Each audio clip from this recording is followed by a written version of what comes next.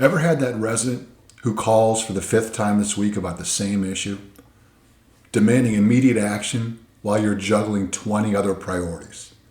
We've all been there.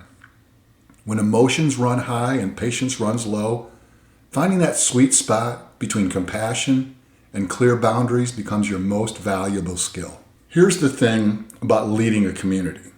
Behind every complaint is a person who simply wants to be heard.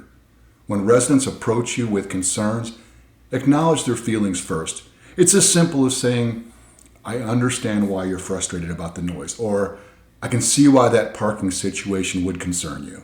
This doesn't mean you'll give them everything they want. That's rarely possible. But when you recognize their experience is valid, you create a foundation for a productive conversation. Most people aren't as upset about the issue itself as they are about feeling dismissed when they bring it up. When you have to say no to a request, be transparent about your authority. Try something like, as an individual board member, if you're a board member at Condominium, or the on-property community manager if you run a manufactured housing park or an apartment community, for instance. I don't have the authority to approve this repair because it falls outside our operational budget. But here's how I can help you escalate to the people, or in the case of a board, escalate to our board of directors, who could potentially give you a different answer. Remember, you as an individual board member of a condominium association most likely can't approve a repair that violates your board's mandate. Then be specific. Put the request in writing. I'll personally ensure it's forwarded to the board or the entity, whoever's running the community. Could be a regional manager if you're running a manufactured housing community. It could be a corporate office if you're running an apartment complex. I'll forward it to them as you've written it. They'll review it at their next meeting or whenever, and you'll hear back within X number of weeks, approximate. Don't create false hope, but make it clear that as residents move up the escalation path, they're getting closer to the actual decision makers. And let them know that trying to bypass the process by contacting multiple staff members or showing up at board members' homes just won't work. This keeps communication channels orderly and ensures everyone follows the same process. Sometimes, despite your best efforts, conversations become unproductive. Watch for warning signs, circular arguments, putting words in your mouth. For instance, "So you're saying you don't care about my safety?"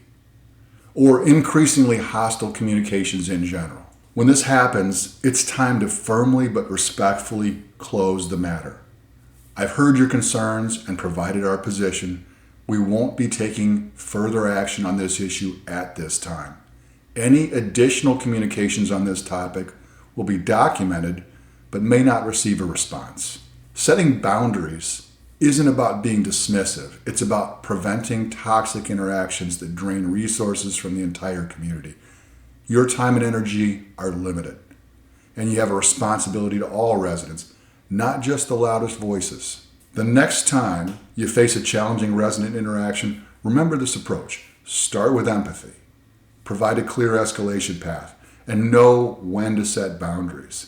When residents understand exactly how their concerns will be addressed, even if the initial answer is no, they feel respected and part of the process. This transparency transforms potential one-star reviews into understanding, even when the outcome isn't what they'd hoped for.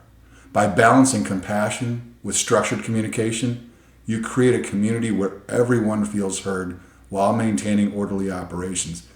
That's not just good customer service, it's good leadership. If you found this perspective valuable, we invite you to connect with us. Facebook viewers, like our page and follow us for regular updates. Feel free to message us directly with your questions or community challenges. Instagram viewers, hit follow and feel free to DM us with your questions or community challenges. YouTube viewers, subscribe to our channel and check out the video description for helpful links. Visit our website to discover our thought leadership content, books, and resources that can transform your community management approach. Whether you're dealing with the challenges we discussed today or other community issues, we're here to help. Thanks for watching, and we'll see you in the next video.